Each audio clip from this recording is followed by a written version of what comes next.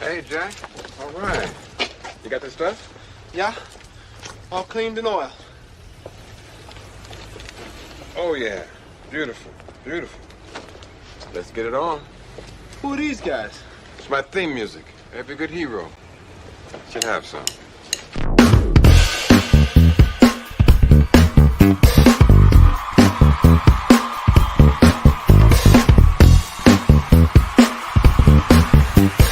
Live from Springfield, Missouri, the one, the only, Heath Green.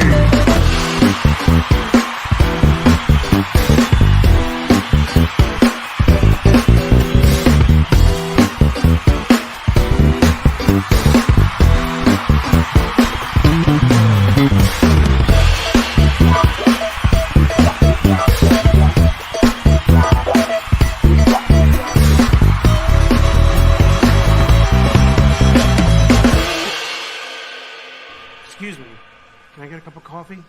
Black? Can't you see we talking? White? Good morning. I am Hello. your host, not Keith. Keith is having some internet issues this morning, so he'll be along shortly.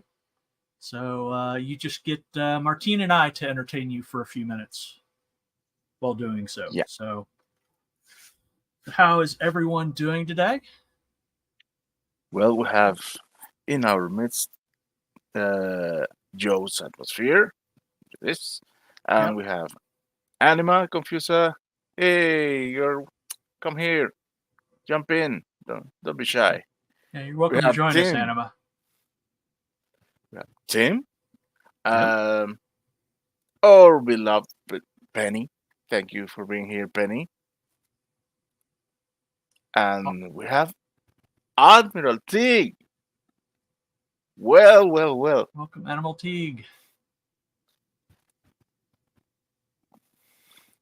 Oh my God! Of course, we have the ADV.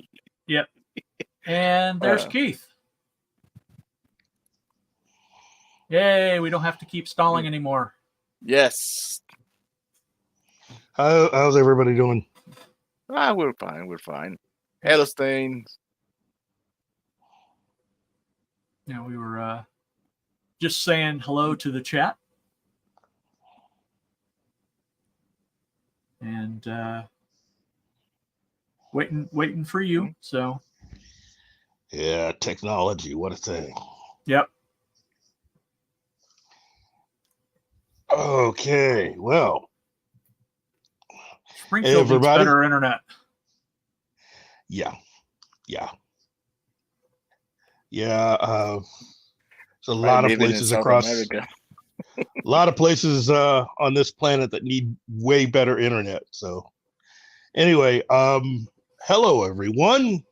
Welcome to Morning Coffee with the Technology Challenge, Keith, this morning. Wow. Well, let me just say this. Today's show definitely is something that has, if you really want to get down to it, it's really something that I've been looking forward to doing for quite a while.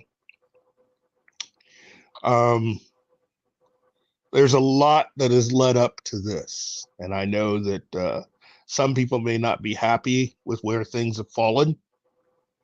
So let me at least try to explain it this way. Everyone on this list is there because of things that have occurred between this date in 2022 and this date now in 2023. So there are a lot of names, a lot of people, and you know, it's just it is what it is. The proof is in how things have gone, and I think ultimately the entertainment industry is something that is first and foremost, as we are constantly reminded by my other twin brother, Robert Meyer Burnett, it's a business. You know, it's not show friends, it's show business. Yep. And the moment you forget that, that's when you have problems. And I got to say, I mean, I was like a lot of other people when it came to things like Marvel getting sold to Disney and other things like that. I actually thought it was a positive thing. And little did we suspect that the people running Disney had decided to just go a little off the beaten path and not care about money for a while, which is unfortunate because had they remembered that first rule, I don't think we would have had nearly all of the problems that we've had, you know. And as I said before, this has been a long time coming. There's a lot of names. So we have a top 20 list, and I think we'll probably get through at least 10 of that right now this time around. Okay. So who do we have at number 20? Well, we have a duo there. Yes, we have J.D. Payne and Patrick McKee. Okay. J.D. Payne. Can you tell us why? Whoops. Oh, I think his connection problems are more severe than we thought.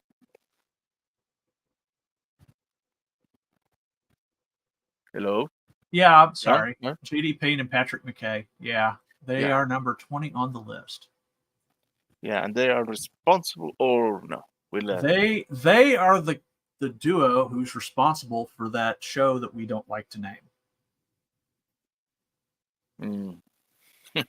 You know, the Wangs of Power.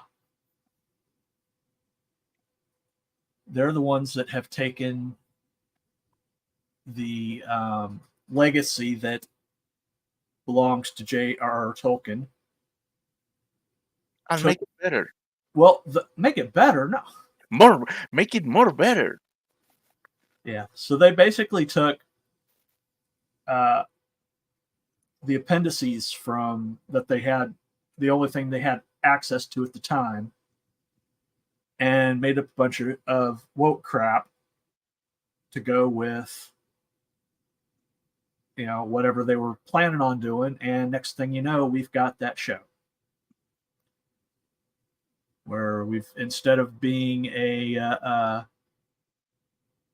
analogy of medieval England, we have a world that is multicultural.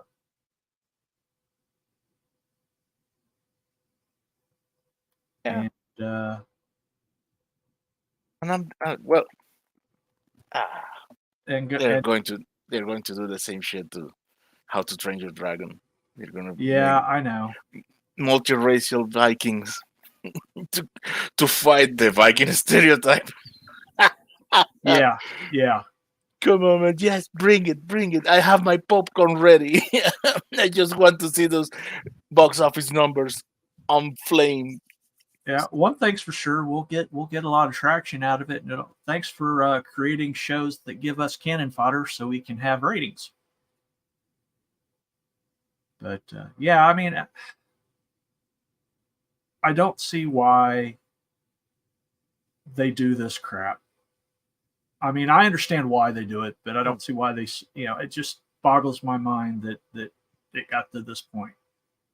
That we have stuff that is set in particular time frame, particular time timeline, time in history, and then they have to go about making changes so it fits today's sensibilities.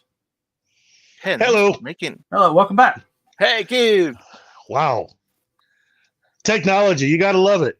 Yeah. What did you guys last hear? We were just going over, we were just explaining, last thing we heard was the number 20 choice, but we didn't hear a reason. So we gave them the reason because they are the guys behind Rings of Power. Yeah, I was just going to explain their background.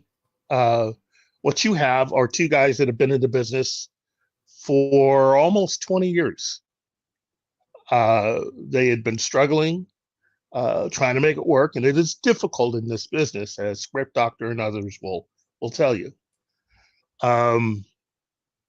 This opportunity is one of those once in a lifetime opportunities, one of those brass ring moments.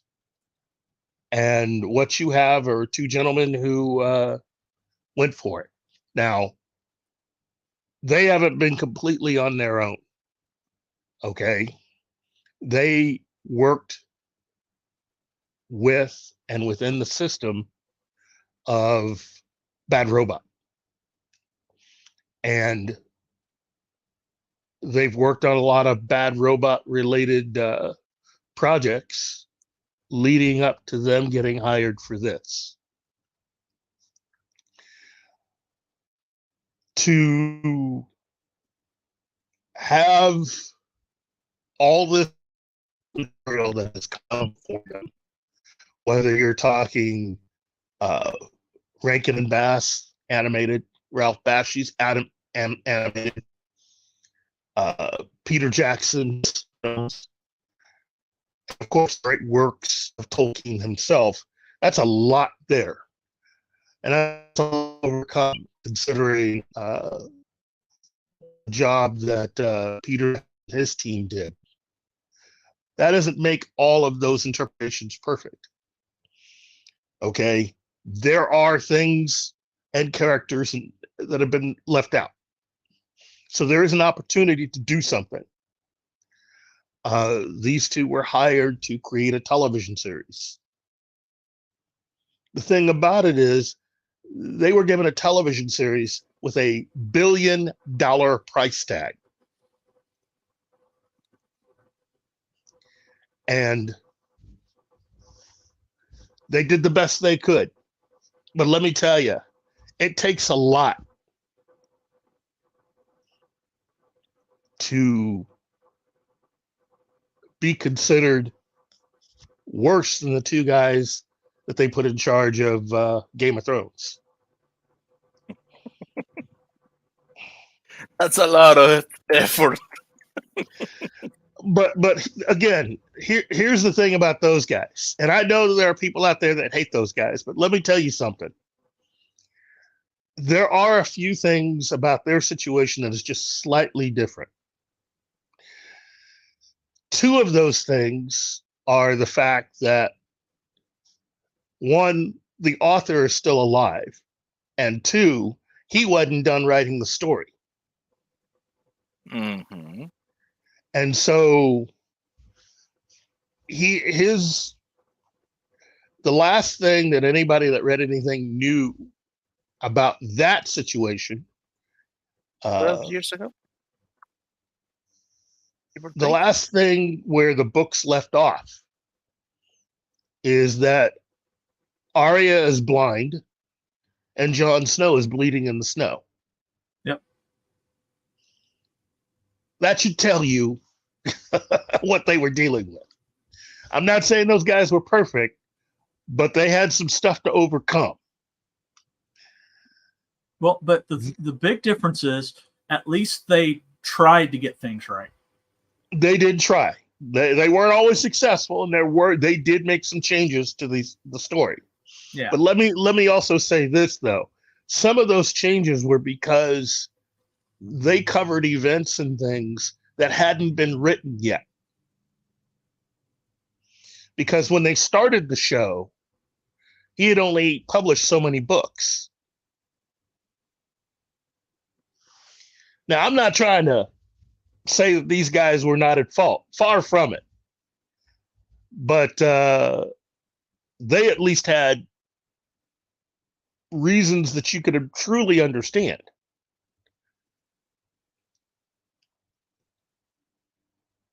For these guys, Patrick DeKay and oh man, the whole internet thing for me. JD Payne. Yeah. There we go, JD Payne. Yeah, I might need more help like that. For those guys, they had $1 billion, which is way, way more money than the people making Game of Thrones had. Or the real Lord of the Rings.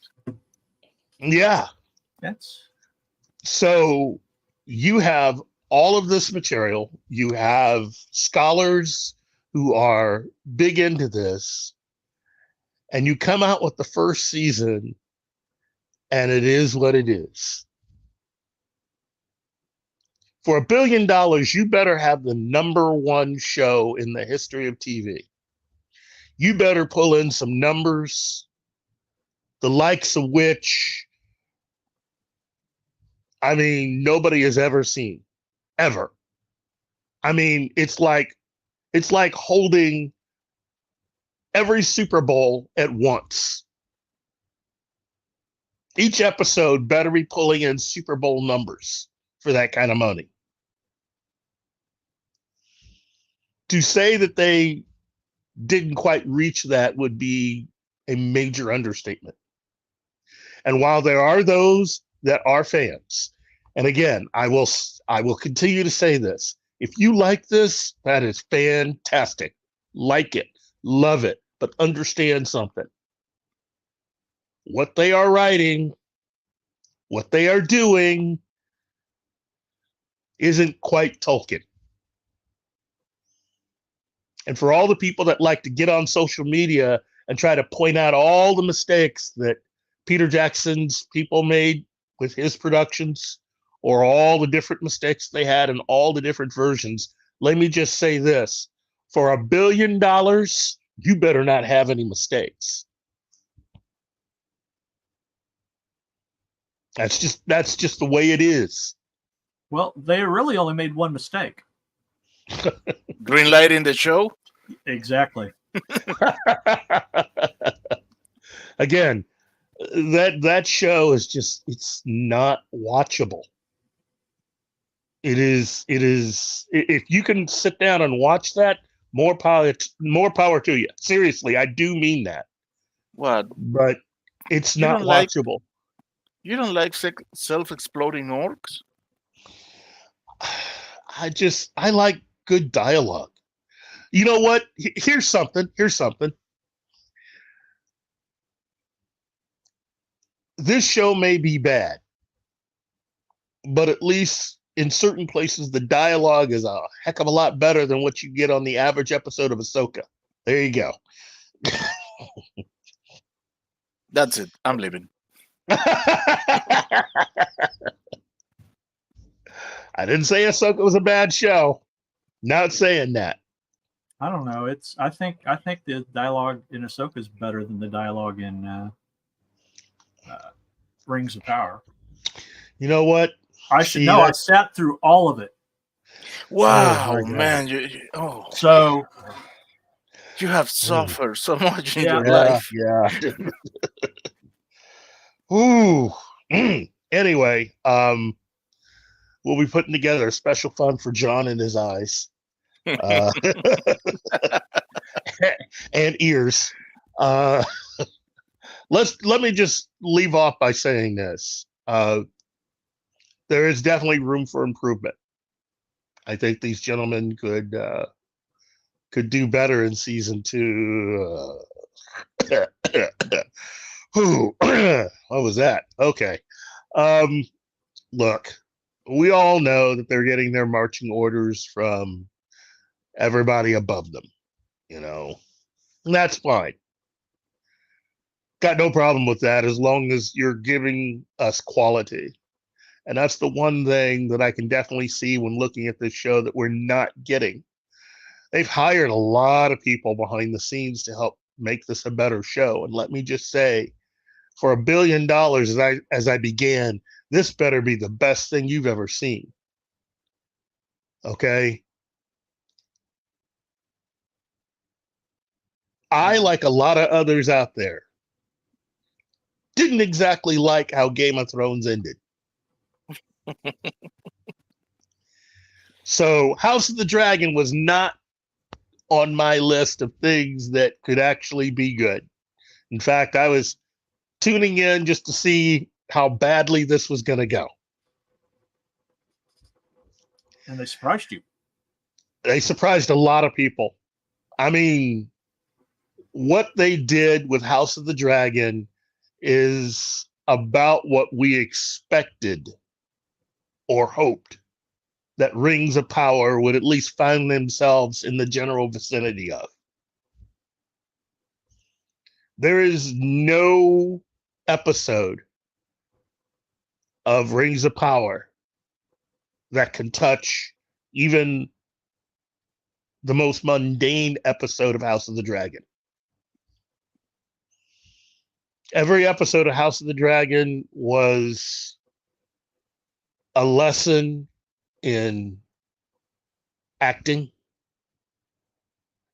in directing, in writing, in cinematography, in visual effects, everything on down the line was just top quality, and every episode got better. And I'll tell you this much. I know people that absolutely hated how Game of Thrones ended and decided to basically think of the whole series as just being something that they can just dump on. Who think House of the Dragon is one of the best shows they've ever seen, ever.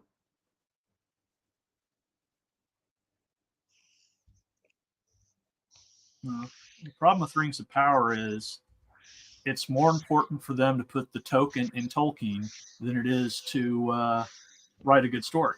That's right. Because really, you're interpreting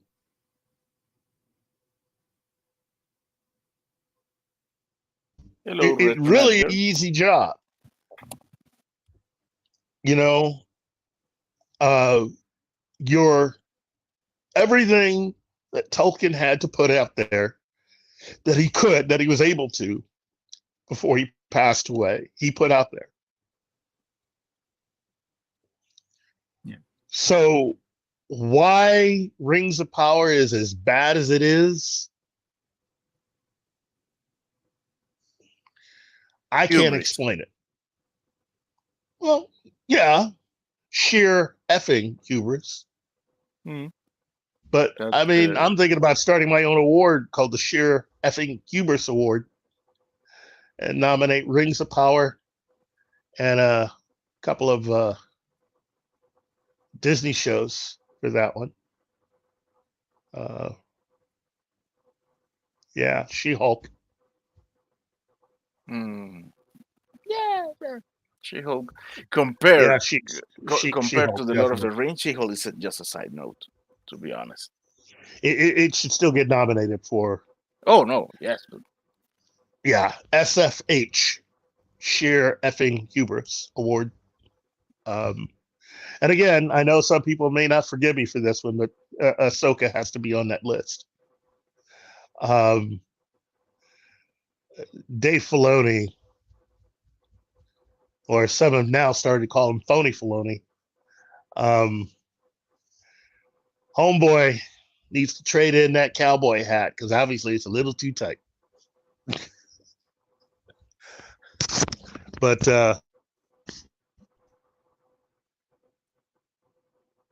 they have definitely earned their way onto this list. Now they are at 20, and there's a reason for that. It's because everybody else than them. So supposedly they've already been working on season 2. They've been shooting season 2. I hope for their sake and the amount of money that they spent on this that season 2 is at least noticeably better. Although chances of that really being the case, you might as well wait for Kathleen Kennedy to do an apology video to all the Star Wars fans.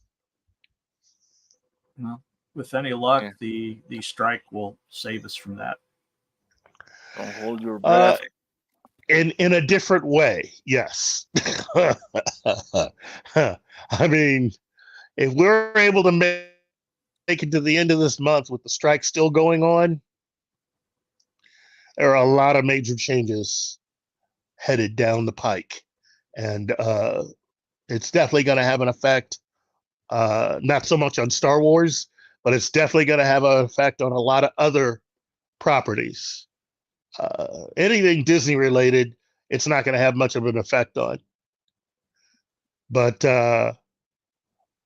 for you Star Trek fans, for you DC fans, there are about to be some changes. And one could say positive changes that many of you have prayed for. But that's only after force majeure. If the strike ends before that's kicked into effect, it may take a little longer. So, but yeah, I wish these guys a lot of luck, seriously, because I would like to see a really good show. I would like to think that this is about as bad as that show could be, and that it's going to get better. Oh no, it could get worse. Thanks, John. Yeah, it can get a lot worse. Oh, thank you, John. There's a lot of room to plumb the depths of hell. But they say I remember they said for season 2 they were going to abandon what they were doing, even go to new characters, forget Galadriel and everything. I don't know how. I don't know if I believe it or not, and to be honest, I don't even care. So, and that's how bad things have got. You know, there's a lot of people that have just stopped caring. So that's bad news for the 21st century J.C. Penney supplying the money for all this. So yeah. Oh, I think they're less J.C. Penney and more Sears. Yo, Admiral Teague, you know what? I hope that what Doomcock reported is the truth. But let me just say this.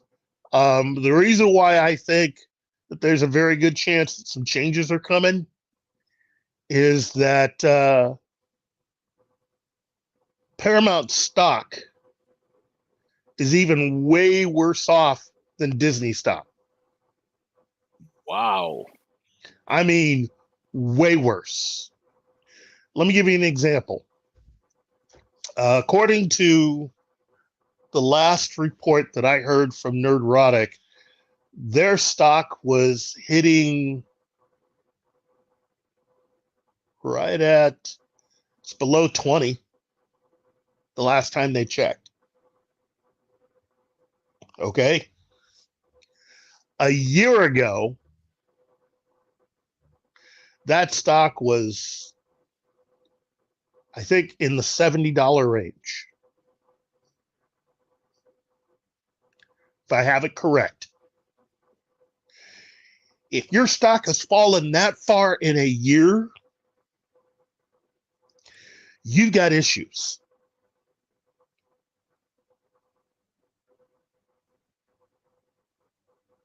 Well, it's about the same amount that Disney's fallen this whole time. Well, Disney's about to make some sales. Their stock's definitely going to do a lot of up and down. Yeah. Paramount's headed one direction at this point. It's coming down from, I think it was 90, and that was back when they remerged CBS and Paramount. Since then, it's been falling. And I don't know if you've heard the report. So since we've talked about it already, basically, Labor Day weekend, there was a meeting held at the offices of CBS/Paramount. And it was about Star Trek. and Alex Kurtzman was not invited.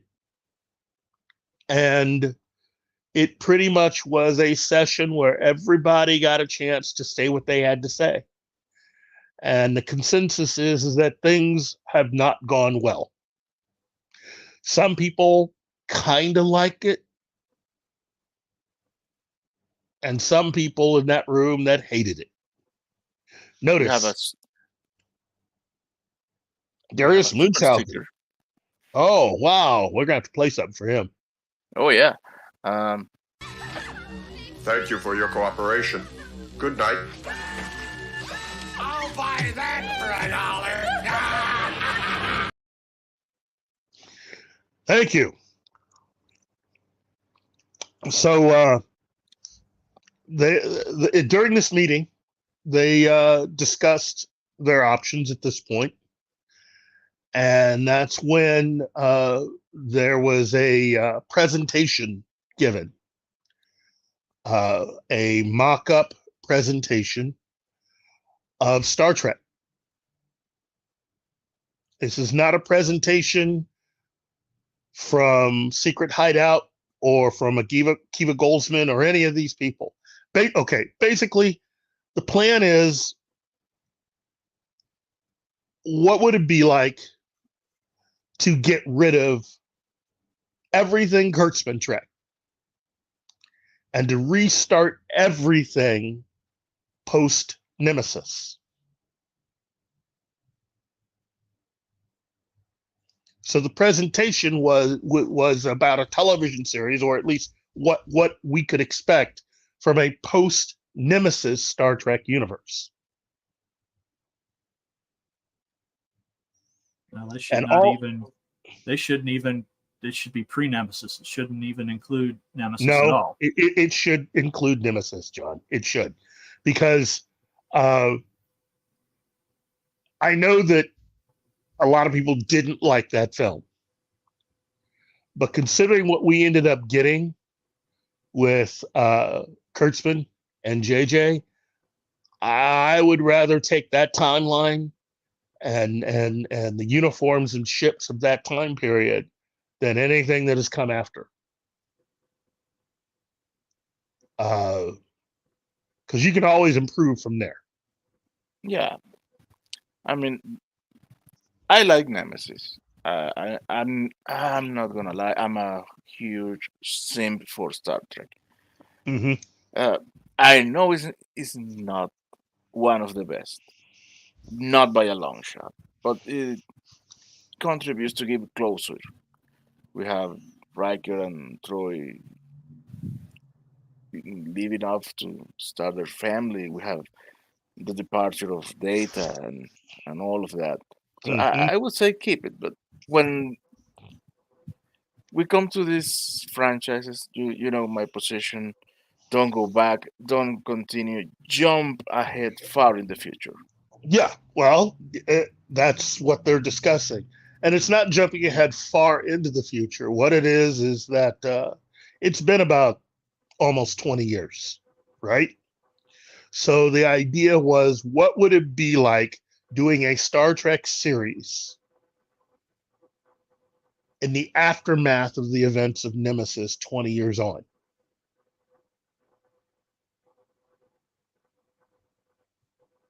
Yes, Retronet girl. So I agree with you.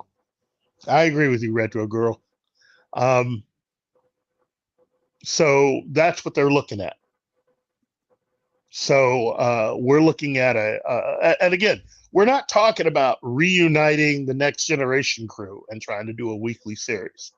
We're talking about an entire universe that has moved on 20 years beyond the events of Nemesis, to start with a brand new crew and new situations, but done within that version of the universe, which, as far as I'm concerned, is the real Star Trek universe. And without any Kurtzman at all. That way he gets no money. He gets no money related to any of the merchandise, because all of the merchandisers who were happy to create merchandise prior to 2009 have all stated that Kurtzman Trek is not something that they're happy with. They just don't like it. That's the reason why you don't see a lot of merchandise in places where you used to see Star Trek merchandise. Walmart, Target, you name it, any place that you used to see Star Trek merchandise, you don't see a lot of that new stuff now. Because the companies that were making, that had deals for Star Trek, got out of it because they hated Kurtzman Trek, starting with Discovery. They hated it. They didn't just dislike it. They hated it. So there's something coming. There's something on the horizon. I can't tell you what it is. All I do know is if we're able to make it force majeure, I'm pretty sure Paramount's going to want to enact that, dump all these contracts,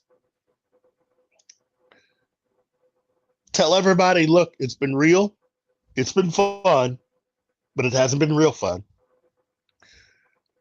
I mean, there's enough stuff there for Kurtzman Trek and Kurtzman Trek fans. You guys have animated shows. You guys have all this stuff, all the books and stuff that have been written up to this point. You guys have got a lot of material that will keep you warm at night.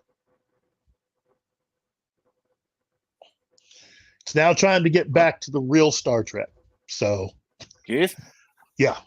Oh, I think we jumped ahead some places because Star Trek was way up.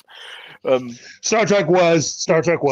So let's go ahead and get to number 19. 19.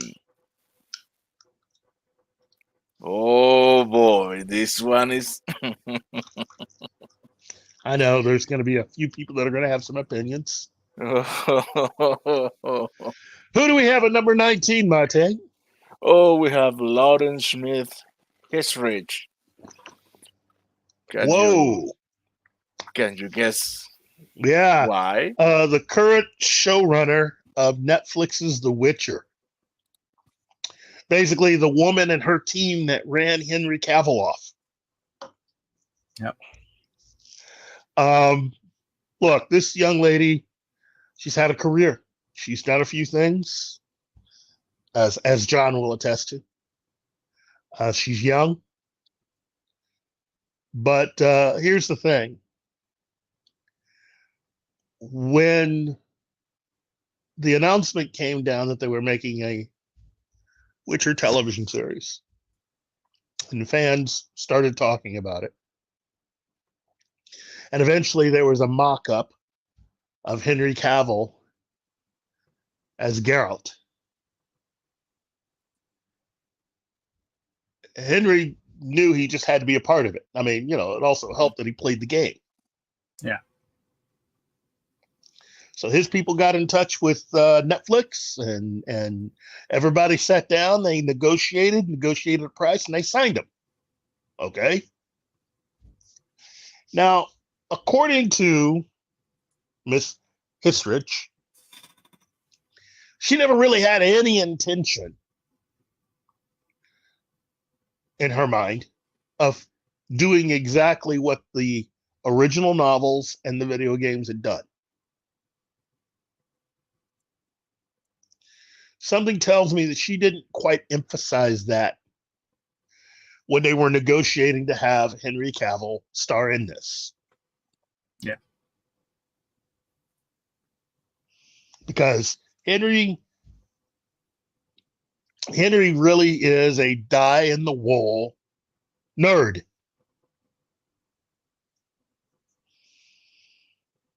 He brings with him all of this nerd credibility. In fact, it's safe to say as of right now, he pretty much is the king of the nerds. Yeah. In the entertainment industry, he is the new king.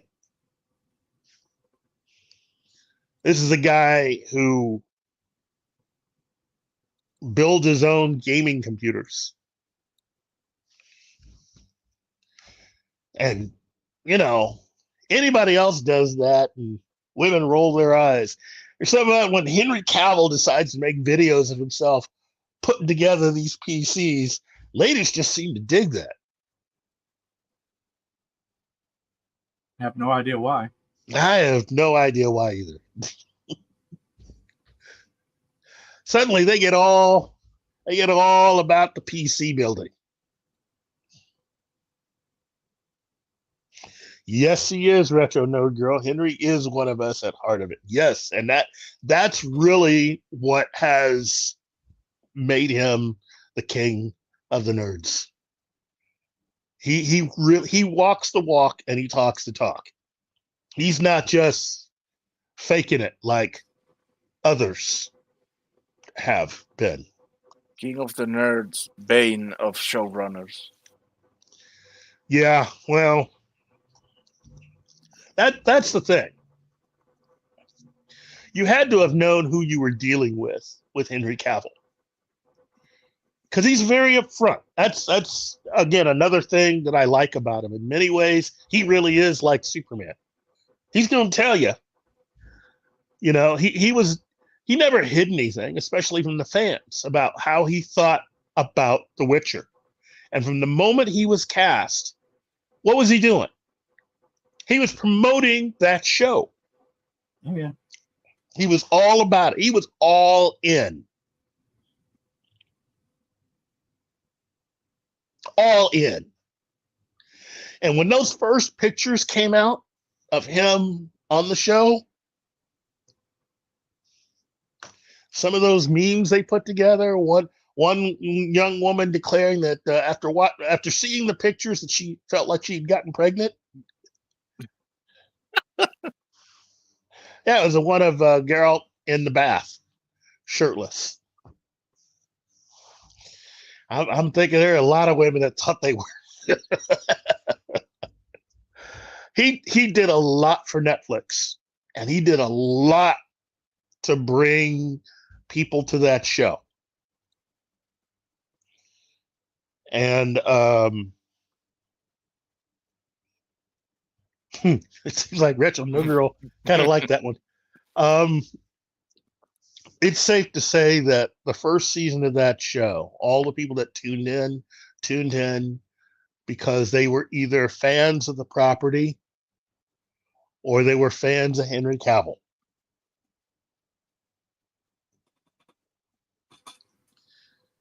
And for him to find out while shooting that the person in charge of the production is not a very big fan of the source material, that's a red flag. He finds out and everything becomes awkward on set from that point on. You know, here's my feeling on it. In the past, when you had an actor that had the kind of fan base Henry has, and given what the ratings were for the first season of that show, Miss Histridge would have gotten a nice sit-down meeting with the head of programming. And she probably would have been informed back in the day, if this had been any other studio, she would have been informed, hey, we're happy that you really seem to be successful with this show, but we'd like you to know that Henry's definitely the star. So if anything should happen, we'll miss you.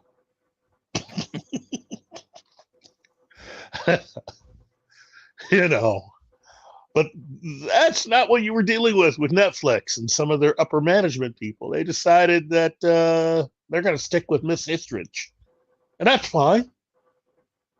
You know, as bad as things were for Henry Cavill, I also give him credit for not jumping online or on Instagram or Facebook and start bad-mouthing everybody.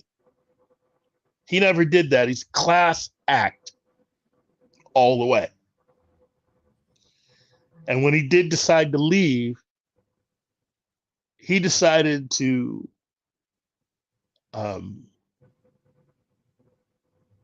welcome his replacement, Liam Hemsworth, to the role. The lesser Hemsworth brother.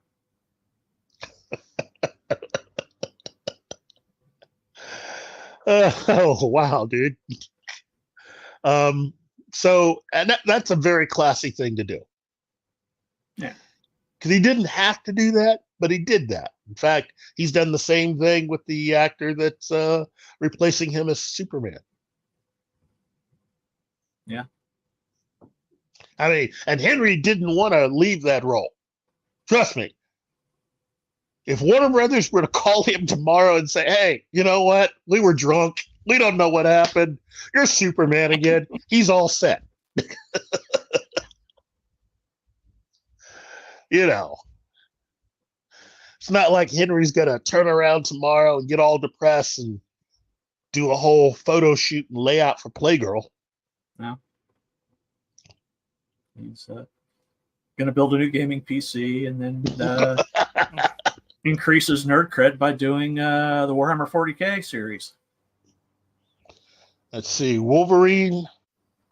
He'd love to see Henry Cavill in the Wick universe. That'd be kind of fun. Heck, I'd even like to see him somehow magically, I don't care how it is, return also to the Mission Impossible franchise.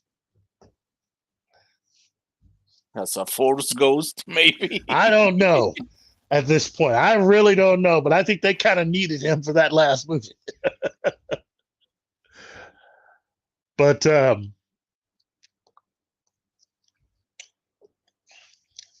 hashtag Mission Impossible still rocks. Anyway, no. The thing about Miss Hitchridge as a showrunner and her presence on social media is that she has spent a lot of time making light of Henry and making light of the fans. And that's really not the way you want to go on this. The thing is, she should know better because, I mean, she came out of Daredevil. She came out of West Wing. Well, this is someone who believes she's part of this generation of Hollywood people who actually believe that, you know, what they say and do and how they're treated on social media is the reality of how everything's are. You know, and that's unfortunate because that's definitely not how everything is. Especially coming out, her experience with the West Wing should have taught her. You know, sometimes you can get lucky to be on a show that a lot of people really respond to, and to have the kind of professionalism and work experience that you would have on a show like that because not every show is like that. For her to have the audacity, really, you know, in reality, the short-sightedness to come at this the way that she has, to take a run at Henry Cavill and at the fans, shows that she's not mature enough to handle the responsibilities of being a person who is running a show. In my opinion, at least not someone that's in her position who's also a representative of that streaming service. Yeah.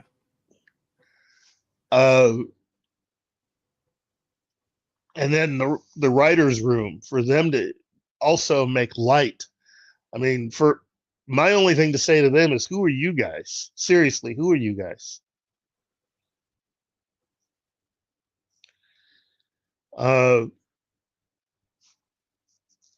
The Witcher will suffer. That much is certain. How much, we don't know. I will say this, I'm not the only one that dipped out. Yeah, I haven't even watched any of season 3. I have watched season 3, and it was getting progressively worse. You know, I can see why Henry decided to call it, because you could tell from the writing of every episode that things were getting worse. She was really taking it out on him, and that's not the way to do it. If you have a problem with somebody, that's a you and them problem, and you two go someplace or go to an office, meet with his representative. You got to work that out. But if you start bringing that to the job and it starts to hurt the product, if I were her boss, I'd take it out on her, because she's the one in control. She's the showrunner. The quality of what you're doing begins to suffer. Your job is to make sure that in no way that happens. Remember those days when we all agreed that personal life and professional life should be separated? Yeah. Well, it happened to the man who created the West Wing. He ended up having an issue and he left. He left. They put someone else in charge for a while, and he went and worked out his issue, and I think he even came back to at least write an episode or two. Even make a cameo appearance in the final episode. Hey, But look at this pitch from Mustaines.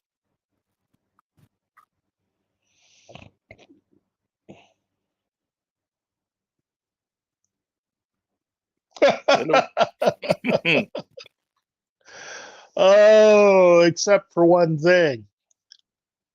It's the wrong generation for Adam West. Adam West is a lot closer to the George Reeves Superman. Yeah. Yeah, but I mean, if you make That would be Michael Keaton. That would be Michael Keaton. But if you use AI, that movie would be dirt cheap. So it still would be Michael Keaton. because you've got Linda Carter. Okay, so you're talking 1974, 75. You're talking Christopher Reeve, 1977. Michael Keaton, 1989.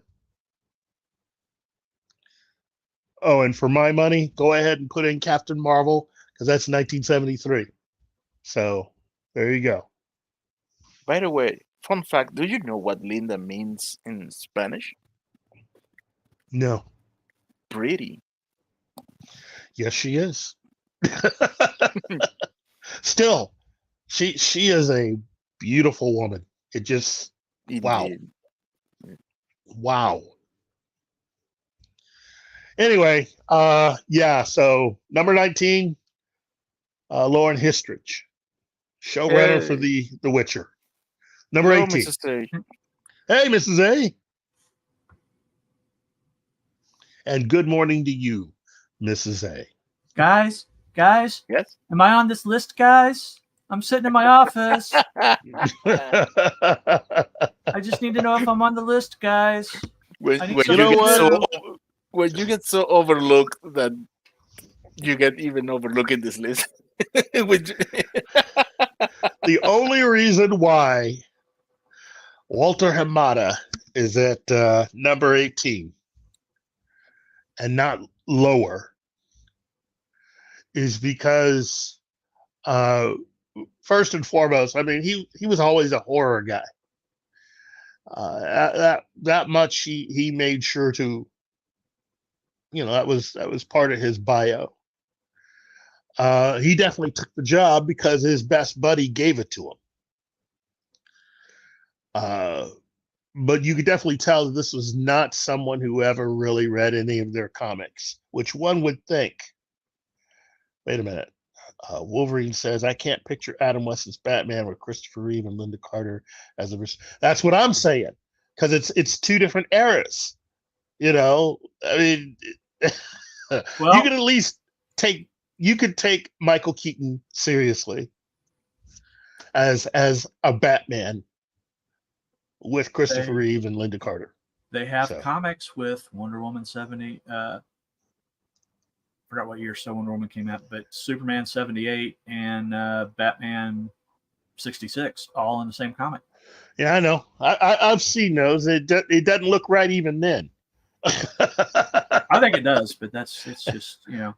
I mean, character-wise, Adam West's Batman really fits in more with George Reeves' Superman. Yeah. Writing-wise. I can see that, yeah. You know, those two definitely live in the same universe. Wonder Woman and Superman, as played by Carter and Reeves respectively, that's a completely different thing.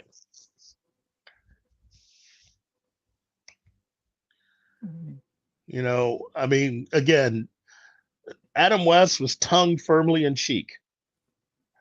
And some of that was a part of the success of the Adventures of Superman with George Reeves. So it's easier for them to be in the same, you know.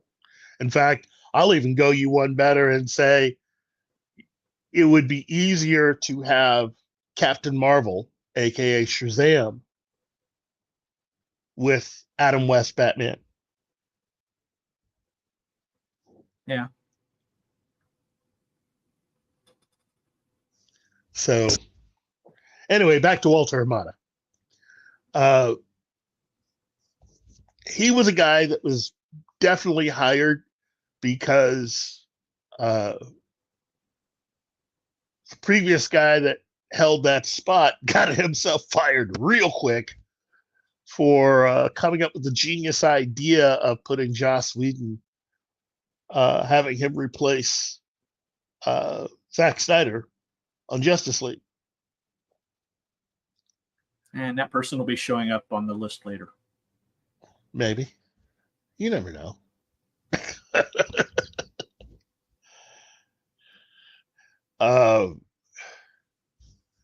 I just think that one would think that you would have at least here.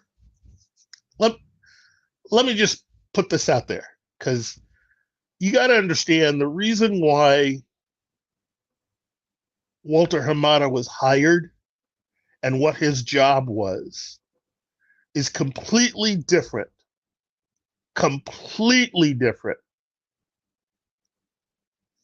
than why Kevin Feige was hired and what his job was with Marvel Entertainment and running Marvel Studios. Okay? You still have people that confuse all of that, and it's really relatively simple. Warner Brothers never, ever, ever intended DC Comics to be seen as a separate entity within their company. So there was never any need to form its own studio.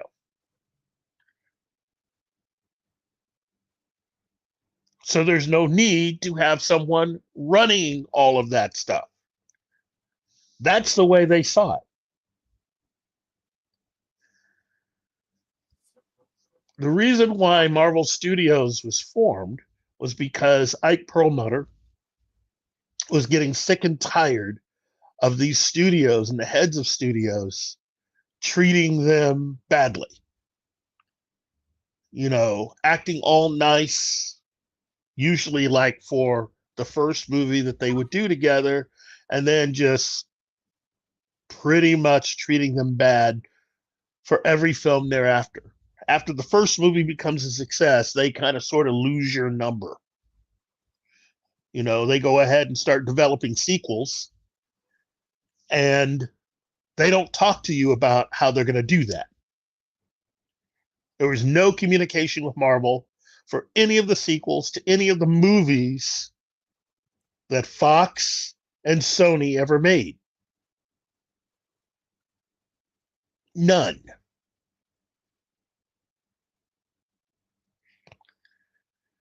And Ike Perlmutter just got sick and tired of being disrespected. Now, you got to understand something about Ike Perlmutter. He's a billionaire. So you're dissing a billionaire. They don't like that. Yeah. So anyway, to go back to Mata.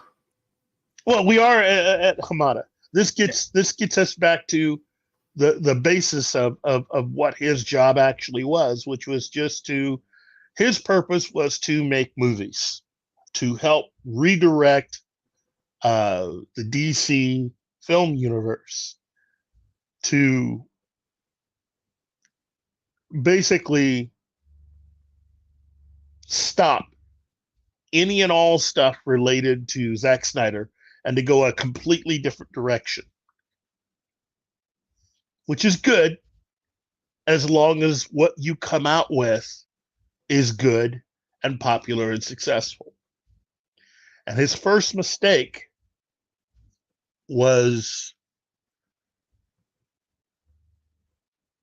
looking at Wonder Woman 84, looking at Birds of Prey, and looking at Joker, and communicating to the top brass that Wonder Woman 84 and Birds of Prey were going to be the big successes that they had, and that Joker would just be something that was kind of like a one-off, a wink wink out there, but not to expect too much. So already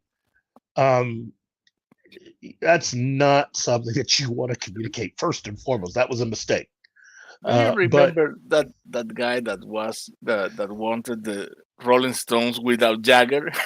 Yeah, kind of, sort of. It's a situation like this. yeah, and that's part of the reason why a lot of people made fun of Walter Hamada, because Wonder Woman 84 was just there is no universe where that movie's good. No. And Birds of Prey was even worse. I mean, it gave new meaning to the definition of what the slang term trash means. That movie was that was uber trash. And then you have Joker and Tom Phillips deciding, hey, I'm going to shoot this movie on a smaller budget compared to those other two films. And trust me, they spent a lot more making Wonder Woman 84 and a lot more shooting Birds of Prey than they ever did for Joker. And Joker spends $75 million and makes over $1 billion and wins DC and Warner Brothers their second Academy Award for acting. For the same character. For the same character. And since Walter Hamada didn't think that much of the movie, he talked DC into not fully funding the film.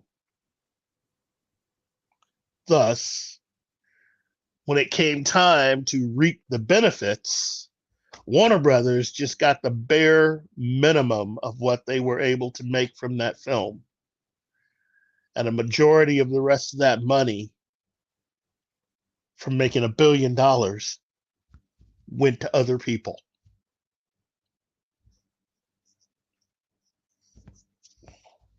Now, Wolverine says Walter Hamada should stick to the horror genre.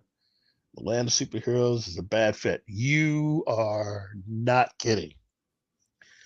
You are not kidding, my friend. Of course, there are certain people that come from the world of superheroes that actually prove that they weren't that good, at least doing the Hollywood version either. We're not going to mention any names here, but,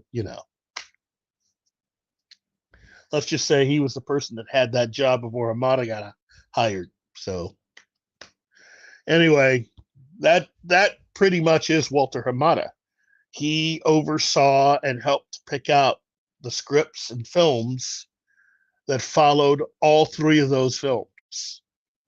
So he strikes out with Wonder Woman 84. He strikes out with Birds of Prey.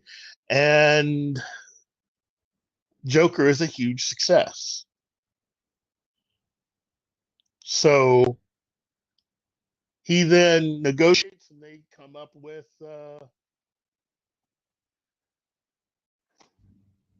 they come up with Black Adam, The Flash, which has been a movie that they have actually been working on that script for quite a while. In fact, I think they'd been working officially off and on, I should say, on that script since before Walter Hamada got hired.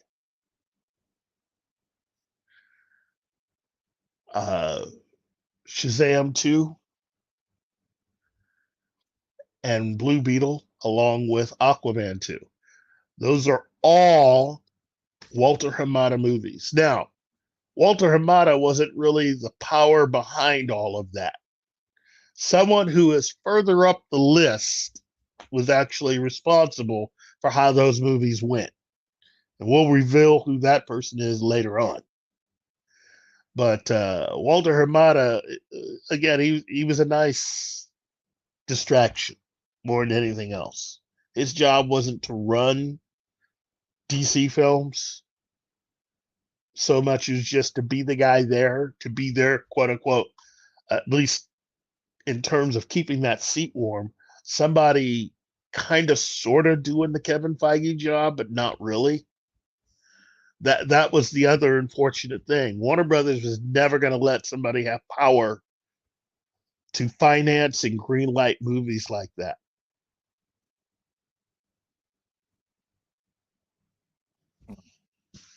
So, If yeah, I would like to use this moment Yeah. to run a little ad yeah, go ahead. for our merch shop.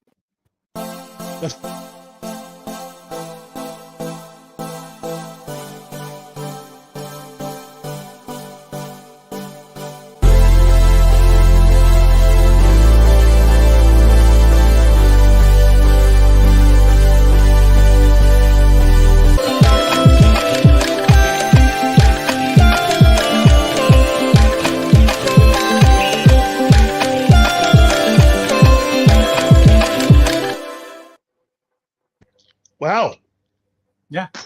Those t-shirts look nice. And I will let this be known. You find me at any convention wearing one of those t-shirts, I will happily sign it for you. There you go. Yeah. Well, looks like we've made it to number 17. Yep. Oh my goodness, this is for me at least, this is a universe of pain and woe on itself. I do not understand how this has been on air for so long. I can't. It's beyond me. And it's Greg Berlanti and his CW universe. You know what? Greg Berlanti didn't start out that bad. He really didn't. I've often said the first 2 seasons of Arrow are incredible. No. I think they're incredible. For what they are and the network they were on, they were incredible.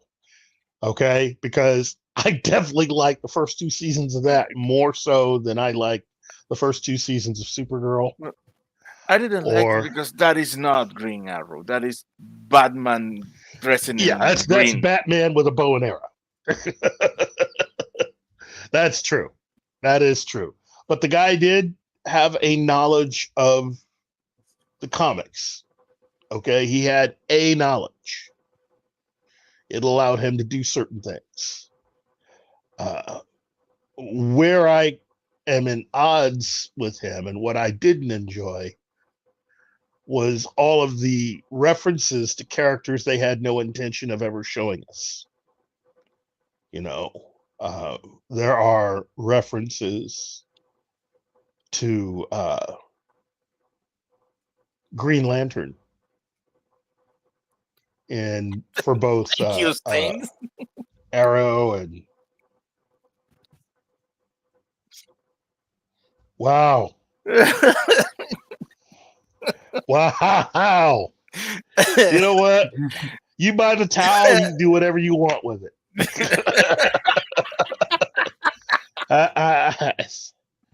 Enjoy yourself. Treat yourself. But no, Greg Berlanti is a very talented guy. He's a talented showrunner. Unfortunately, he has this proclivity that after he starts a show, he sticks around for 1 or 2 seasons, and then he's off doing something else. And the quality of the show doesn't stay at a particular level once he's gone. You know, that happened with Arrow. I mean, how many seasons can we continue to do flashbacks to him on the island? Or him doing things? That's just too much, man. Too much.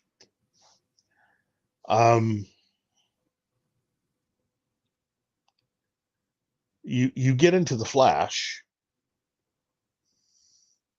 and you start out with a character like the Flash, where if you're a reader of the comics, you know his rogues gallery, and you don't spend very much time with those villains. It's really a lot of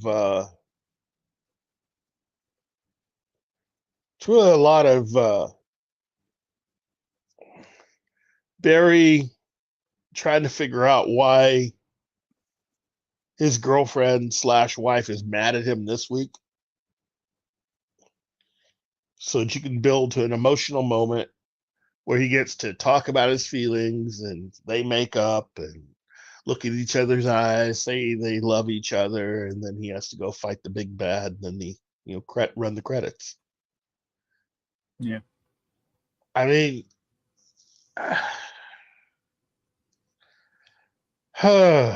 yeah. I totally get it. That there are people who wanted Grant Gustin to be the Flash, but it was not going to happen. Period.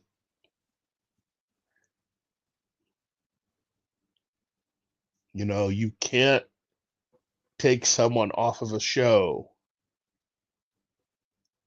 that is one of the highest rating shows on a network that collectively does not do great business compared to all the other networks. Would he have been a better choice than Ezra Miller? Yes, most definitely. But he would have been a choice that was different than Ezra Miller. He would have been. Would he have been? I think he would have been better because he couldn't have been worse. If he would, me, I don't think he would have been better, because the baggage that he would have brought with him. And here's the other thing: why should actress Casey Clemens have to suffer for someone else's mistake?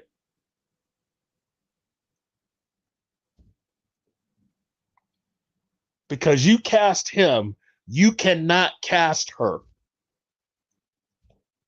She looks way too young next to him. Yeah. There's no chemistry.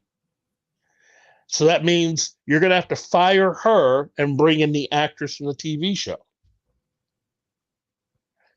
And again, I've often said to people, why should someone suffer because their co-star was an asshole?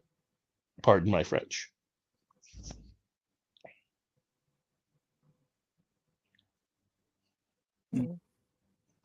It made no sense to cause her to suffer. If you're going to recast Ezra Miller, you're going to have to bring in someone else.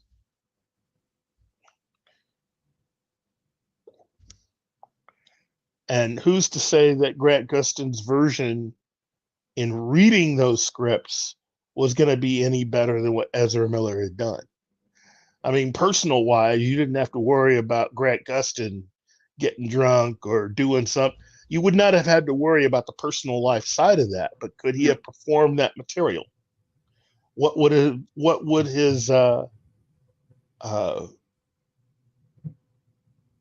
his scenes opposite Michael Keaton have been like? And would fans have really liked him as the Flash if he wasn't inside of the Greg Berlanti bubble formula?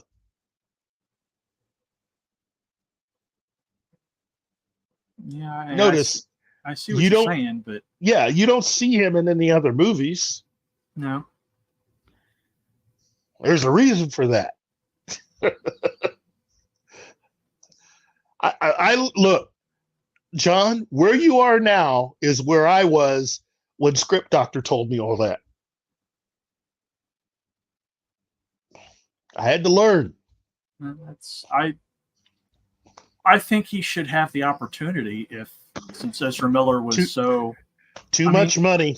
Can't do it based on opportunity. You can't just give somebody that. And again, you give him the opportunity, it's still going to cost you more money in the end because you're not just getting rid of one person.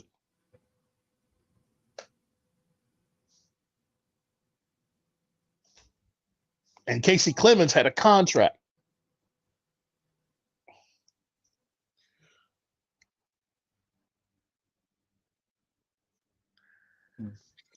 I don't know. Anyway, it's a hard thing. There are no easy answers when something like that happens. Okay, all I know is that's the reason why I said if you're going to replace him, you better find another actor, someone who's at least close to the age of Ezra Miller, so that Casey Clemens can at least have an opportunity to keep her role. She did nothing wrong.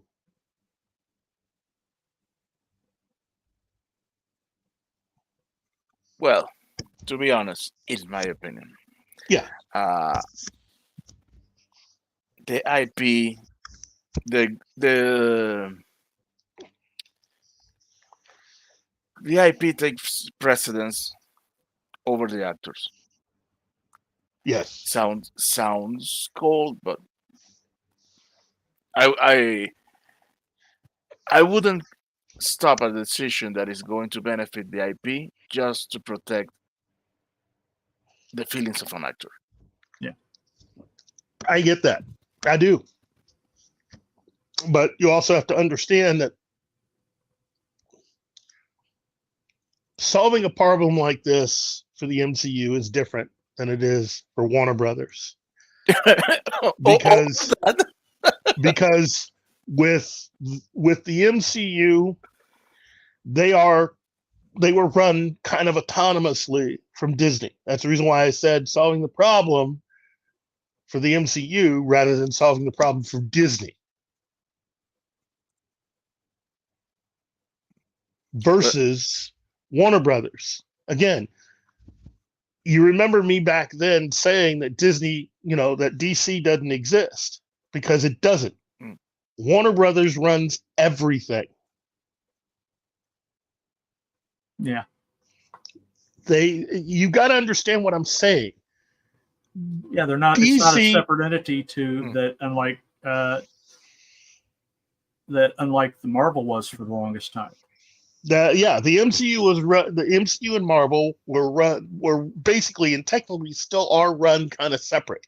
It's its own entity, just like Pixar, just like Lucasfilm. I mean, they're all owned by Disney, but the way it has been set up, they are running separate. Yeah. So Bob Iger never really had to do anything. Versus Warner Brothers, that Kevin Tsujihara and the entire executive board had their fingerprints over everything. That's the reason why Zack Snyder was never really in control. And again, when I say that, I'm not, you get people thinking that I'm saying, well, you can't blame him for anything. That's not what I'm saying at all. You cannot make a movie by committee. You can't do it. No. But that's what Warner Brothers was doing. For all of the DC films, that's what they were doing. That's the real reason why you couldn't have that's the real reason why you couldn't have someone like Christopher Nolan involved in all of that. He did what he did, and he was out because he saw what was coming.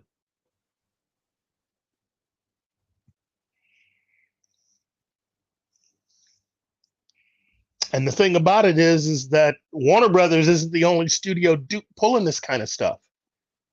You know, a lot of other studios do this. Sony especially.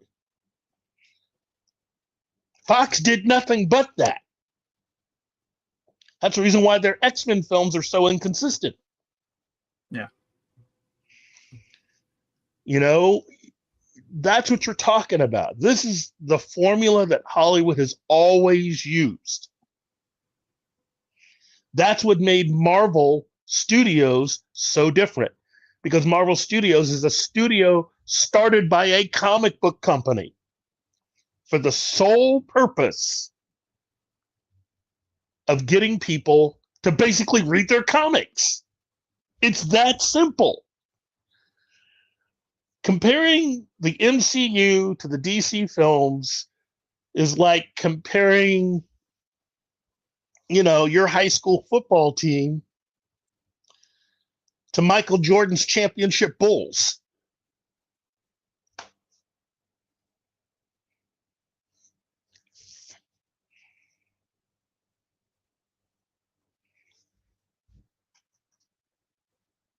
And you know, again, we'll get on this later on in the list.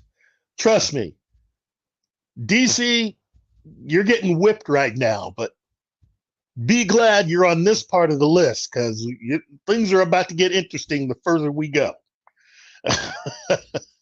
Marvel fan, you better sit back and relax, because you're not really going to enjoy the rest of this. Buckle up. But speaking of which, we probably need to hurry up because we've got 30 minutes to do 6 names. Okay. Next one that we got on the list is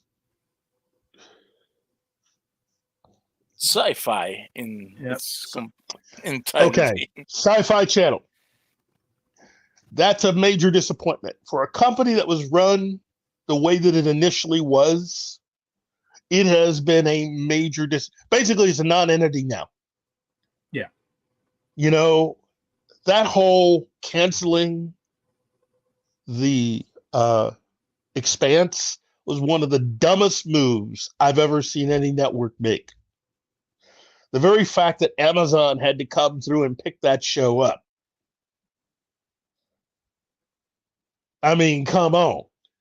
Yeah. That right there is more than a reason enough to have the Sci-Fi Channel on this list. And to cancel that show and replace it with another show based on a comic that nobody read. Nobody read that. I forgot what show replaced it.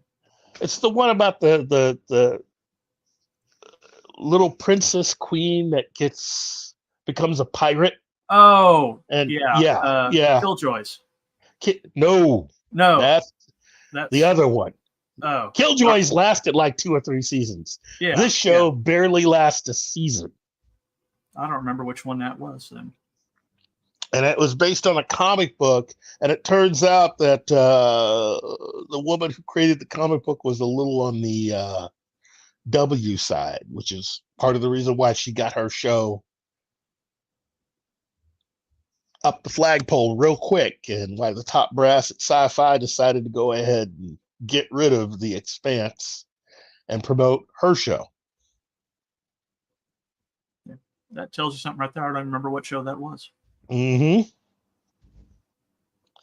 Now, Sci-Fi Channel is where it is because they forgot that initially it is about the fans. It was the first 3 seasons of the Sci-Fi Channel were amazing, and you could look up a lot of that stuff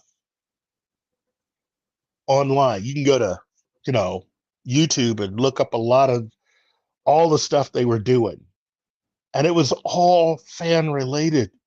It was all focusing. And if you weren't a fan, like I know people who got into Doctor Who because of the Sci-Fi Channel. And this is before the BBC relaunched it. No, it wasn't Naomi. No, it's the one about the little girl. There's a revolution on her planet. Her parents are killed. She is she's sent undercover with former members of her royal guard and other people that are going to try to smuggle her back to her planet to put her on the throne. And since then, she became a space pirate, basically. And all I know is the show was not that good. And then when you tried to dig into the source material, it turns out it's based on a comic book that nobody really read. Meanwhile, you have The Expanse. Everybody's reading all these books. The show is creating brand new fans. And the Sci-Fi Channel's looking around going, let's just go ahead and cancel this show, The Expanse, and take a chance on a show based on a comic book that nobody read before. Just dumb. Just really, really, really, really dumb. Okay. Destiny Captain, you are right. And Stargate Universe, for all you Stargate Universe fans out there, I am so sorry. I am so very sorry. The announcement of the new Stargate program and the fact that they've decided to bring back SG-1 and Atlantis, but they're not going to do anything with the Stargate Universe characters. So sorry, guys. You guys are definitely getting raw into that deal.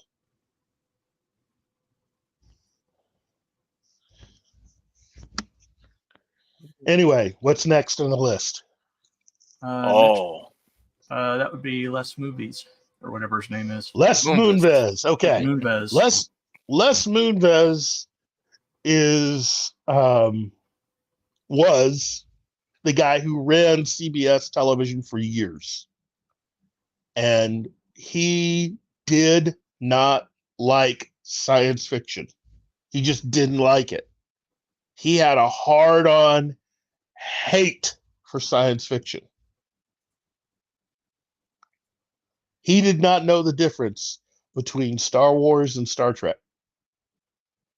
Hey, there are stars in both titles, so. Oh well, then I stand corrected. Then it was easy to confuse the two. He to me, he pulled off a trick in such an underhanded fashion. He was the one that canceled Enterprise.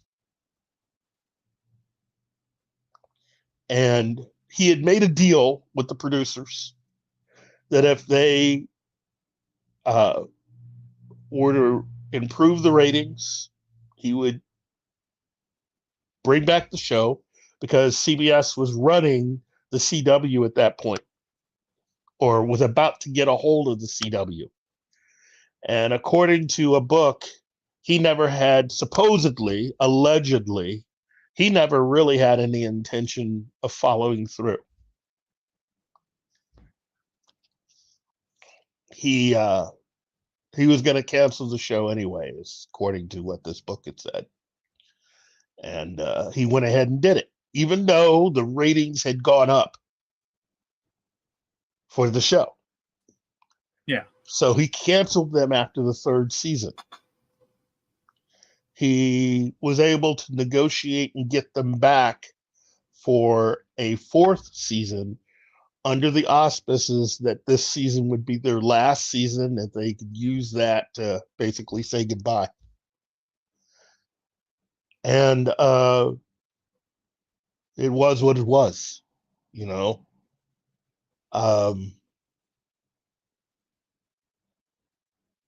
So now he decides, after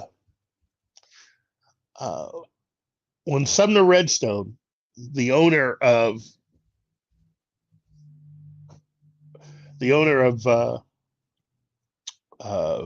Paramount, and CBS. Both companies were together in one company. He decided to divide the companies in half in an attempt to try to increase the stock value of both. You know, he was making a lot of money when they were one company, and in his mind, he could double the amount of money he was making by dividing both up. Well, in doing that, he came up with some kind of a wild, weird idea and took the Star Trek IP from Paramount that they had since basically buying everything from Desilu. He bought basically Desilu and all of their library, which included Star Trek. So you're talking since at least 1967, 1968. They've had it. He took it and gave it to the CBS network and put it in the hands of a guy who doesn't like science fiction and hated Star Trek. That should tell you why things went the way that they did when they had decided to develop a brand new Star Trek series, got Brian Fuller to do all this work on creating the characters, the show Bible, putting together his writer's room, bringing in the director, writer of Star Trek II, The Wrath of Khan, to even write a few episodes. And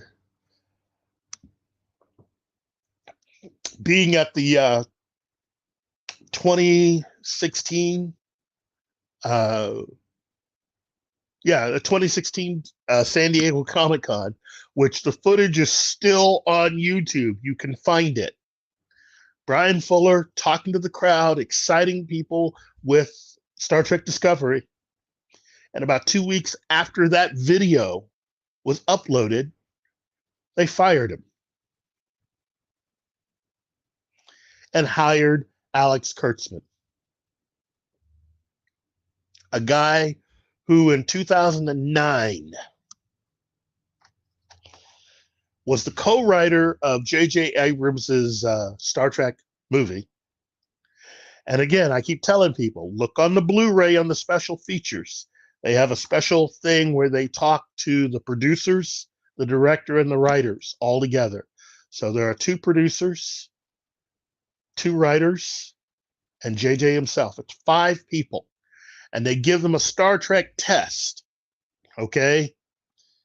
And Kurtzman's writing partner at the time, Robert Orci, is the biggest Star Trek fan. He'd been watching from the very beginning almost.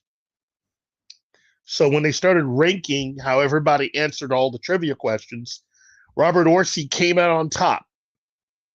Everybody else was in the middle. Dead last at 0.0 was Alex Kurtzman.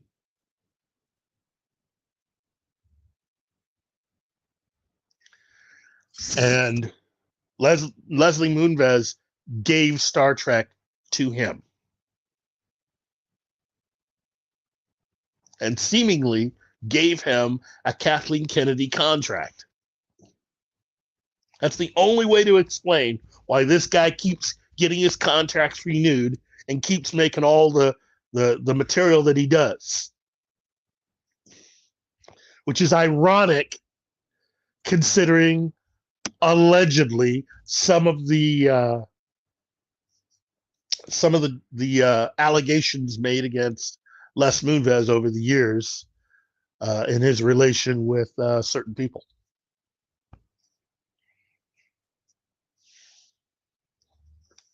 But hey, you know, Star Trek fans like what they like, and that's fine. So I tell all you Star Trek fans from Kurtzman, enjoy what you have now, because that party is getting close to coming to an end. I explained it before. No. Go back into the early part of the show. You'll see why. Look, force majeure comes in. This will be an opportunity to get rid of him, get rid of everything he's brought in, and go back to at least making some money, because that's really the cure for all of this, making money. You'll be able to sell merchandise, toys, t-shirts, all that other kind of stuff. So anyway, Yeah. Who's next? That would be our guy Avi Arad. Avi Arad. Okay. Avi Arad was the lead guy when it came to negotiating all of the deals to make movies from the Marvel properties. When Ike Perlmutter purchased Marvel, he came in with Avi Arad. Avi Arad was given full control to be able to go to Hollywood and make all the deals necessary. So that's what he started doing. And again, let me just say this. Avi Arad is a very tireless man for a man of his age. He is tireless. He will wear you down. Okay? You got to give it up to this dude. He was out there trying to sell this and put deals together at a time when nobody wanted to listen to him talk about Marvel.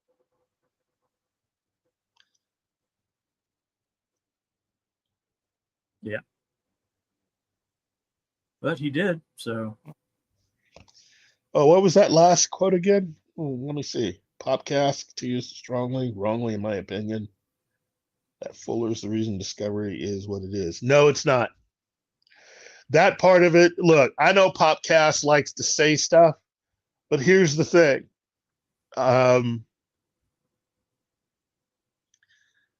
Popcast probably has not read the pilot script that had originally been written for Discovery, nor have they read the Bible, which describes everything, and knew a lot of the story outlines and the writers that have been hired. For them to continue to say this is the direct opposite of everything that RMB and others, including Midnight's Edge, have reported.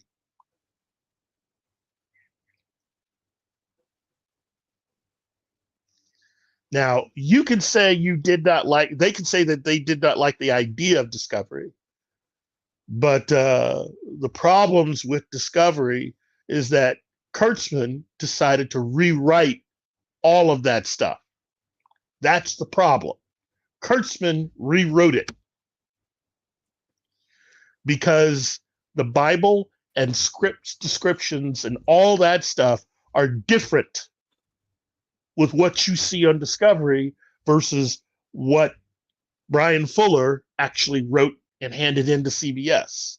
The moment he left, the moment they got rid of him and he signed his non-disclosure agreement, all of that material becomes the property of CBS. They can do anything they want with it. So giving it to Kurtzman, once he became the guy, that was well within their rights to do. So Kurtzman could do anything he wanted with that. Rather than coming up with his own idea, he just went ahead and rewrote all that. He rewrote it badly, but he rewrote it all.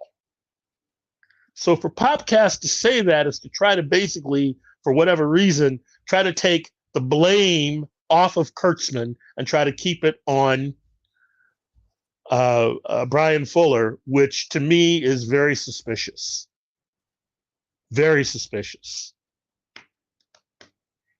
Well, getting back to Avi. Yeah. Avi Arad made a lot of deals and eventually crafted a couple of deals that were really, really big. Getting Fox to buy into some of the Marvel IP that they still had. So Fox comes in, they acquire Daredevil and Fantastic Four and the X-Men. He got the X-Men movie made with Bryan Singer. Meanwhile, he was negotiating with Sony, who had acquired the rights to Spider-Man. So he was trying to get a Spider-Man movie made around the same time. Sony comes in. They're really, really nice to Marvel as they're beginning production. But Laura Schuler Donner, wife of Richard Donner, who's technically the father of modern day superhero films, she and her people came up with this idea to not let any of the actors read the comics based on the characters that they are playing for the X-Men film.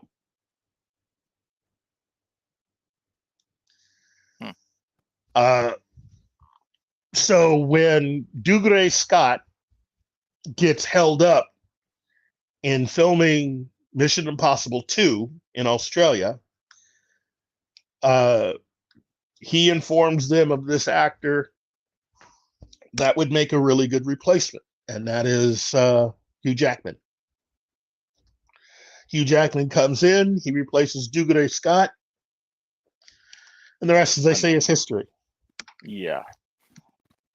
You know, again, that's why I often say every year for Christmas,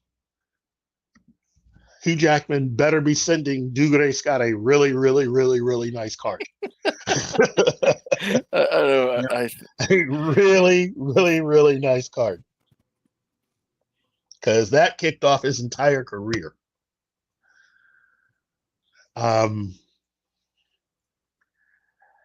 Avi Arad then started work, and they had the Spider-Man movies that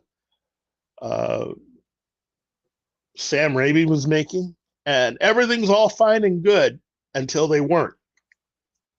And what Avi Arad learned is that it doesn't matter how they treat you for the first film. It's what they do when it's time to make the sequels, and how they conveniently not call you, not put you in the room as they're making certain decisions, deciding that it's easier for them to make the movies because that's what you guys do. You know, I find it incredible that some people can understand how Fox and Sony did all that and can't understand how Warner Brothers did the same exact thing when making all the DC films. You know, really, Brian Singer didn't know anything about the X-Men. Nothing. Yeah. Now, Sam Raimi knew, and that would cause conflicts later on. But Sam Raimi's part of the reason why studios who act like that don't want to hire fans. They don't want you to be a fan. If you're a fan, that makes you difficult to deal with. That makes you argumentative when some high-level exec makes a stupid comment about how they'd like your Spider-Man to be this guy who, maybe be a good idea if, like, he was dating this, if this Spider-Man was dating a supermodel. And they could travel the world, and then she gets kidnapped by a group of thieves, and you could make it to where, in his normal identity, though, he's got a wife and kids back home. So he's kind of two-timing, but he's like these two different personalities when he's like between Spider-Man and being Peter. For a Spider-Man fan, you can already see that's not the character. Yeah. But that's not what they want to hear. They want someone to validate all of these ideas that they have. Basically, the whole story about Kathleen Kennedy, that instead of the girl, he gets the dog.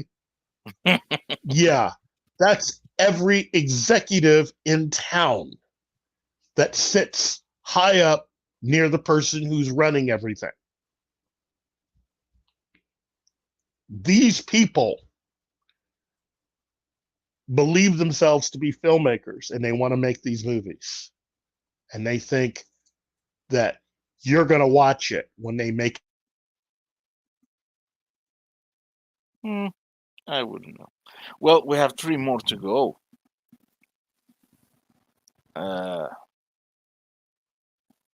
Keith, are you there? Am I here? Yeah, I hear you. Oh, we lost Keith. We lost Keith. That was what is happening. Oh, darn it. Well, next up is Pete Docter and Pixar. Oh, Keith is back. Good.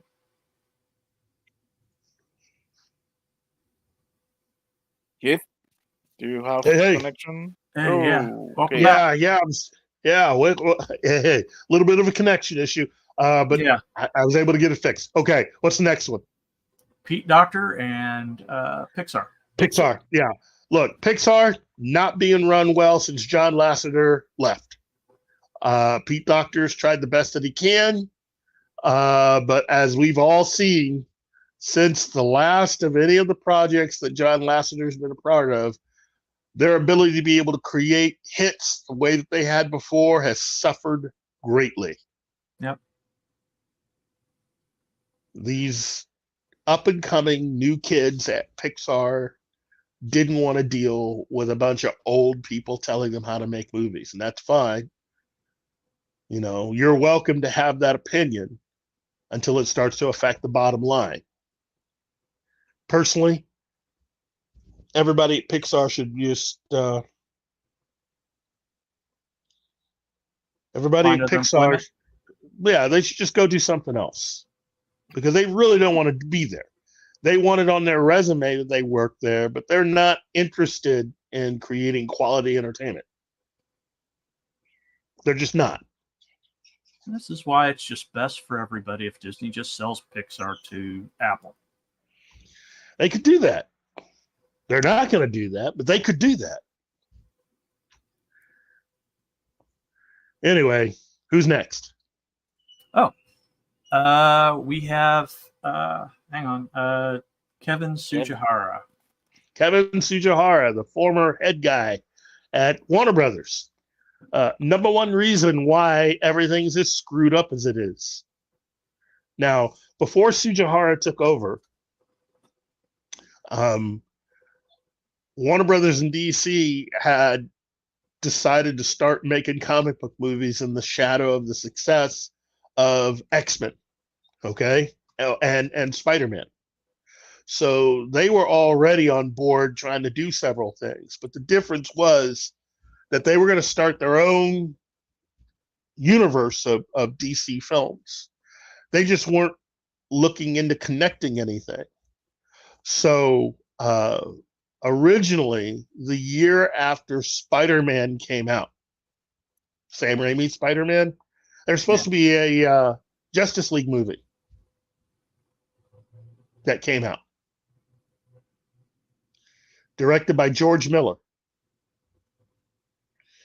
No need to have any, no need to have any origin films or anything. It was going to be the Justice League. Superman, Batman, Wonder Woman, pretty much everybody that you saw in Zack Snyder's Justice League, minus Cyborg, because at the time when this movie was being made and in the comics, Cyborg wasn't retroactively placed in the Justice League. He was still a member of the team he had originally been a part of, which is the Teen Titans. Yeah.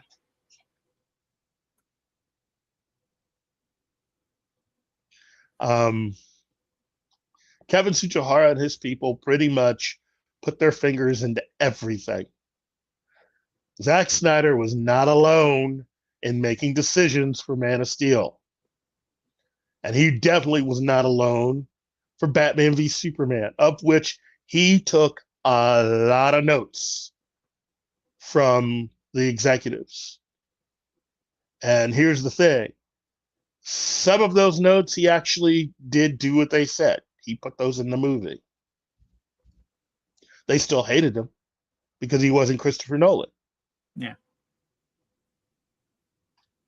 And it was him and the board that made the decision to tell David Ayer that because Batman v Superman didn't do well at the box office, could possibly have nothing to do with the fact that because, Snyder was taking all their notes and doing what they asked instead of doing Man of Steel 2, which is what he and Henry Cavill had originally planned,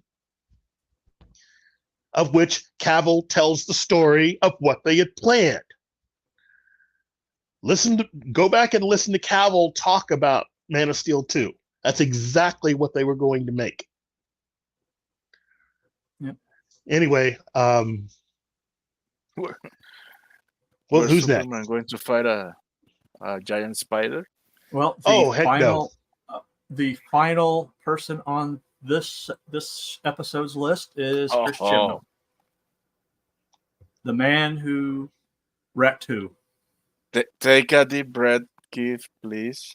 Check your blood pressure. Okay. Who are we talking about again? Do I have to say his Chris. name again? I'll do it. Chris Chibnall. Count to 10. Count to 10. Yeah. Okay. Chris Chibnall. Basically, the poster boy for having no real discernible talent, yet still being able to fail upward. Or in this particular case, he is really the British Kurtzman. That's an insult to Kurtzman. Well, I call him as I see him. Yeah.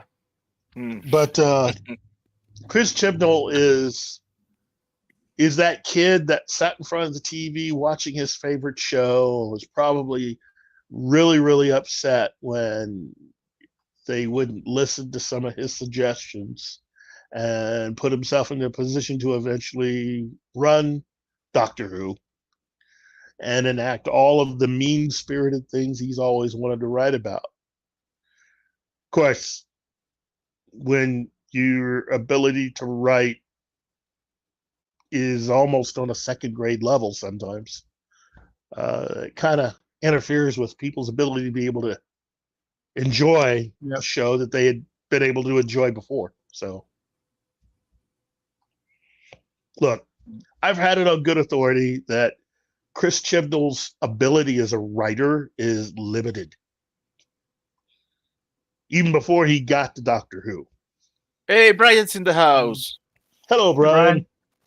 So, look, Chibi, he managed to single-handedly sink an entire franchise. He did Alex Kurtzman work single-handedly. Alex Kurtzman had to bring in a lot of people to help him sink Star Trek. Doctor Who has been around longer than Star Trek. Yep. I mean, it beat Star Trek on the air by 3 years, 4 years almost. So, yeah. And he managed to do it in less than a season. In less than a season. And then created the ultimate storyline that everybody hated, except people at the BBC. Yeah. In order to leave his mark on the franchise. So basically, he raised his leg and left his mark on Doctor Who.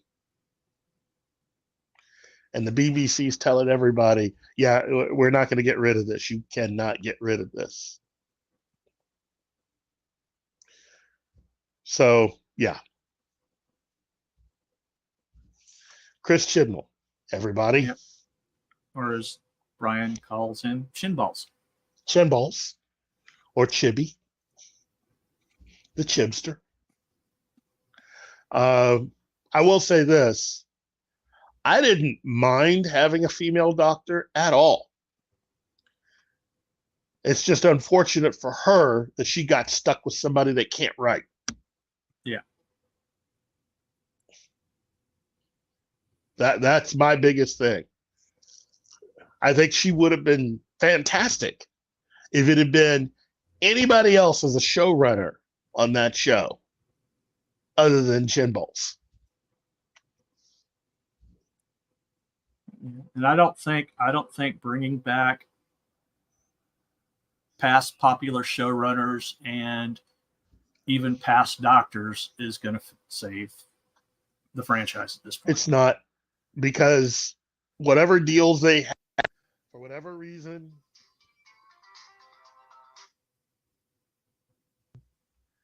the BBC still has some sort of authority or ability or say, even though supposedly that wasn't supposed to be the case, or else the next doctor would have been a completely different person. Yep. And again, they did film, they filmed this other actor for the big transformation, for the regeneration long ago. What they ended up having, the reason why it's a heavy CGI moment, is that originally it wasn't going to end like the way that we saw it. There was a different actor that was to have replaced her. That's the reason why, for instance, in the regeneration, for the first time ever, the clothes change. If you notice, turning into David Tennant also changed the clothes. Well, originally, this other actor was wearing her clothes, just like the way it should be. Well, when they decided to do something different, to go a different direction, and to cast a certain actor for certain reasons, they just decided to have David Tennant appear wearing clothes. And I mean, that's a more inside the baseball thing, but you know. Yeah. Doctor Who fans noticed. And it doesn't look like we're going to get what we want anytime soon, especially with the BBC. So, Yep. Anyway, I think that's the end of this portion of the list. We stop at number 11. Yeah, the top 10's next time. Yep. We're going to start at number 10, work our way, and see who is down there at number 1. See who fandom's greatest foe really is. Yeah. Well, at least over the course of this last year, you know, fandom's more greatest foe of the modern era. So, there's quite a few people that are up for that honor, but only one. There can be only one. Yep. So I'm sure several people will think it's a certain particular person, but let me just say, the person who is down there at number 1 is there for a really, really, really, really good reason, which I'll be able to articulate next Thursday. So hopefully all of you will be able to come back and enjoy and have fun and discuss and debate even with us. So that's what we'd like you to do for this particular episode. Like, share, subscribe. Tell us if there's a reason why we're wrong and why a certain name should have been placed on this version of the list, or a certain name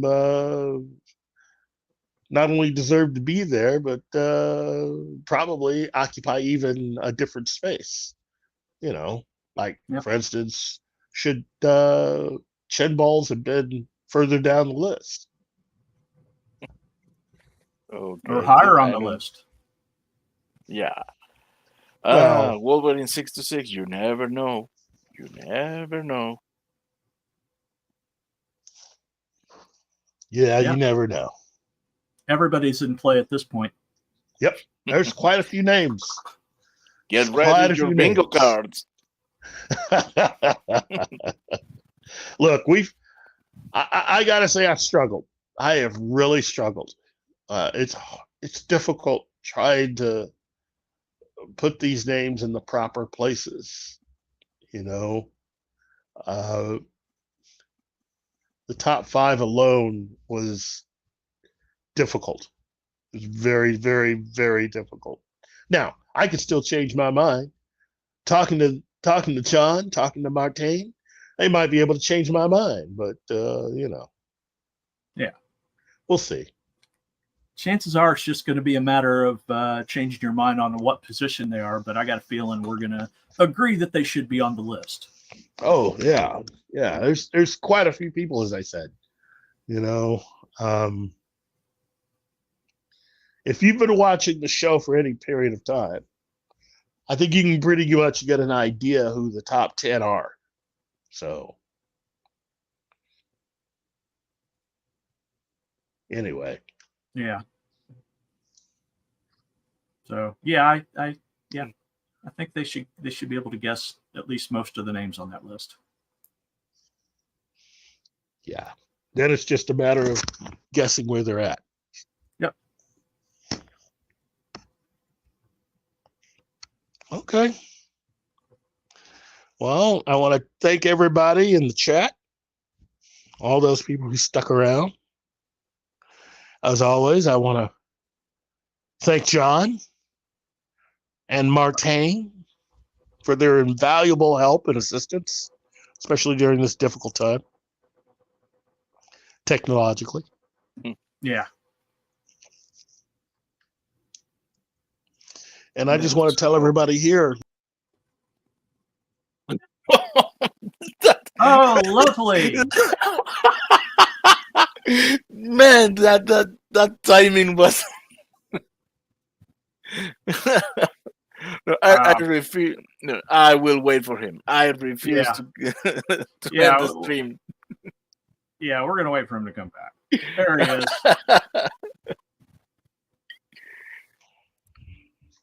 Wow. Wow, they tried to take me out. They tried to stop me. They're like Mace Windu saying it's too dangerous to be kept online. Yeah, they're scared of what you're about to say. Oh man. All I was going to say is happy 21st anniversary to the cast and crew and fans of Firefly.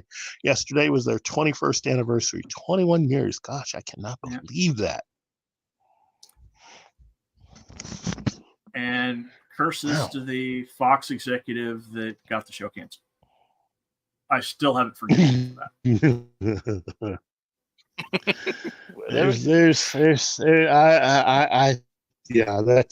That's a very unforgivable thing. Wow. Okay. So morning, all of you out there have enjoyed yourselves. I'd like to think I've enjoyed myself. How about you guys? Oh yeah. Although there's somebody that should be on the list that I hopefully we'll see next week. We'll see. If not, I'll have an honorable mention.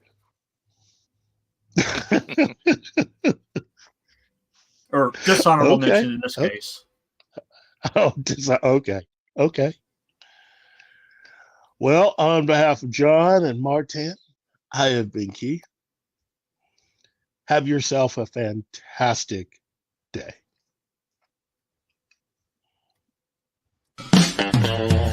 Ma, I'm doing a show! Ma, I'm doing a show!